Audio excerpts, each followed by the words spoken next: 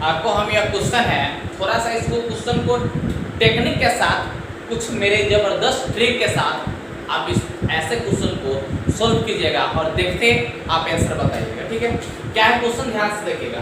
Question number 1 कहता है कि let A be a non singular square matrix of order 3×3, then determinant का चिन्ह है, डिटर्मिनेंट ए डी जे ए, मतलब एडजॉइंट ऑफ डिटर्मिनेंट ए, मतलब ए के एडजॉइंट का डिटर्मिनेंट इज इक्वल टू, किसके इक्वल के बराबर होगा। क्वेश्चन कह रहा है let A be a non singular matrix, एगो ए जो है नॉन सिंगुलर स्क्वायर मैट्रिक्स है। क्या है? Square matrix. स्क्वायर हो गया तब ये डिटर्मिनेंट निकलेगा ना, तो ना। अब क्या है? ऑर्डर 3×3, कितना ऑर्डर के? तो 3×3 ऑर्डर, कितना बाई कितना ऑर्डर के? 3×3 ऑर्डर। ठीक है, तो कहता है देन तब क्वेश्चन क्या पूछता है कि डिटर्मिनेंट ए डी जे ए एकर बराबर क्या होगा यह बताइए। ठीक है, तो भाई एडजॉइंट ए निकालेंगे तब हम उसका डिटर्मिनेंट निकालेंगे, तो यह फिक्स है। आपको क्या निकलेगा कि फिक्स है, जो डिटर्मिनेंट होगा उसका स्क्वायर निकलेगा। सर स्क्वायर मतलब कब निकलता है, समझ रहे? यह जब 3 ऑर्डर के यहाँ दिया हुआ है, आपका सवाल क्या है कि 3 ऑर्डर का है, तो इसीलिए इसका आंसर होगा बी। क्या होगा आंसर? बी होगा कि ए स्क्वायर डिटर्मिनेंट ए स्क्वायर, यही आपका आंसर होगा। सर यह क्यों होता है, कैसे होता है, प्रूफ करके कर चुके हैं। जैसे आप एडजॉइंट निकाल लिया, उसके बाद उसका डिटर्मिनेंट निकालिए। आप पहले डिटर्मिनेंट निकाल लीजिए और उसका फिर स्क्वायर कीजिए। एलएचएस कहता है कि पहले एडजॉइंट निकालिए, एडजॉइंट जब निकलेगा तब उसका स्क्वायर कीजिए। अरे भाई कहाँ ध्यान है, एलएचएस में स्क्वायर कहाँ से? हाँ देखिए, एडजॉइंट ए पहले और फिर उसका डिटर्मिनेंट, तो यहाँ कुछ न कुछ आंसर आएगा। और आरएचएस कहता है कि सीधा डिटर्मिनेंट निकाल लीजिए, सीधा डायरेक्ट ए का ही डिटर्मिनेंट, तब उसका स्क्वायर कीजिए, दोनों क्या होगा? सेम होगा। ये प्रूफ हो जाएगा।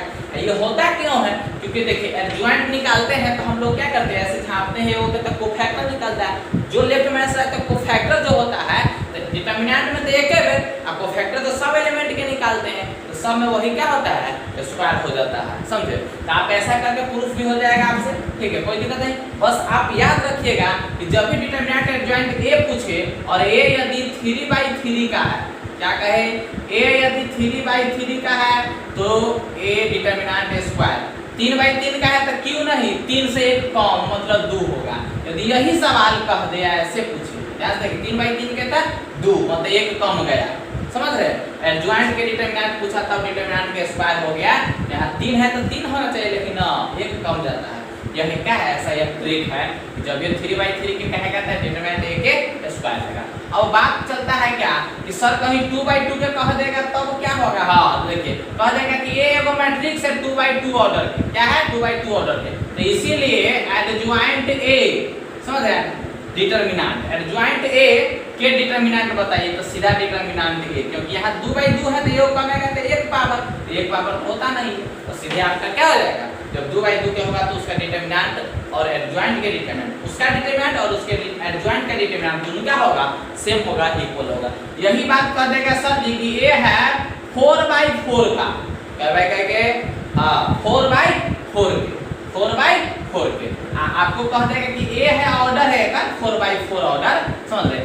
तब कहीं पूछ देगा आपसे कि ए डी जे के डिटर्मिनेंट, कि ए डी जे मतलब एडजॉइंट ऑफ ए के डिटर्मिनेंट बताइए, तो यह हो जाएगा 4 ऑर्डर का है तो डिटर्मिनेंट ए के पावर 3 मतलब उसका के। कोई दिक्कत? यही सब क्या है, आपको कुछ ऑब्जेक्टिव क्वेश्चन इसी प्रकार से पूछता है, इस सबको भी आप नोट कर लीजिएगा। एक क्वेश्चन और है यहाँ, देखिए क्या है कि if A is an interval मतलब इनवर्टिबल है। क्या है? If A is an invertible, invertible मतलब इनवर्स, समझ रहे? इनवर्स रखता है, invertible means matrix of order 2, कि 2 ऑर्डर के कोई मैट्रिक्स है, समझ रहे? 2 ऑर्डर का क्या है मैट्रिक्स? 2 ऑर्डर मतलब कोई स्क्वायर मैट्रिक्स है 2/2 ऑर्डर का, तो देन डिटर्मिनेंट DET मतलब शॉर्ट नेम हो गया डिटर्मिनेंट DET, ए इनवर्स बराबर क्या होगा? देखिए हमसे पूछ रहा है डिटर्मिनेंट ए इनवर्स मतलब ए इनवर्स के डिटर्मिनेंट क्या होगा? डिटर्मिनेंट ए इनवर्स मतलब ए इनवर्स का डिटर्मिनेंट, तो सिंपल सी बात है, इनवर्स मतलब क्या होता है? उल्टा, मतलब 1/, वह चीज जैसे आपको कहा जाएगा 5 का इनवर्स, 5 का इनवर्स, तो आप सीधे 1/5, a का इनवर्स तो 1/a, इसी प्रकार से डिटरमिनेंट a इनवर्स है तब 1 बटा डिटरमिनेंट a, मतलब इसका भी b आंसर सही होगा। ठीक है, 1 बटा डिटरमिनेंट a होगा, ये क्या होगा आपका आंसर सही होगा। ठीक है, यहाँ हम लिखे हैं, इसी बात को ऐसे भी लिख देगा तो भाई सही होगा। जब कह देगा आपको कि डिटरमिनेंट a इनवर्स का डिटरमिनेंट तो बराबर होता है कितना, 1 बराबर 1 बटा डिटरमिनेंट a, ऐसा क्या लिख सकता है। ठीक है, थैंक यू फॉर क्या है आपका ऑब्जेक्टिव क्वेश्चन था। फिर हम मिलते हैं आगे के वीडियो में। ठीक है, और मन से पढ़िए, यही मेरे मनोकामना और आपकी पिताजी की इच्छा है। तो आप घर पर रहकर बहुत अच्छे से स्टडी कीजिए, आपके पढ़ाई में कहीं कोई कमी हमें नहीं होने देंगे। डेली के डेली वीडियो डालते हैं, बस आप अपने जुनून को कम मत होने दिए। जिस तरह से मेरा जुनून कम नहीं होता है, आप अपना जुनून को कम मत होने दीजिए। ठीक है, हम डेली टू डेली अपना रेटिंग के अनुसार रेगुलेटिव वे में वीडियो बनाते हैं, एडिटिंग करते हैं, फिर उसको डालते हैं, समझ रहे। तो आप भी क्या कीजिए, हम मेहनत कर रहे हैं तो क्या आप भी कीजिए मेहनत। हम आपके लिए मेहनत कर रहे हैं तो आप अपने समाज, पिताजी और मेरे लिए भी क्या कीजिएगा, मेहनत कीजिएगा, समझे। तो आइए चलिए, thank you very much, so much.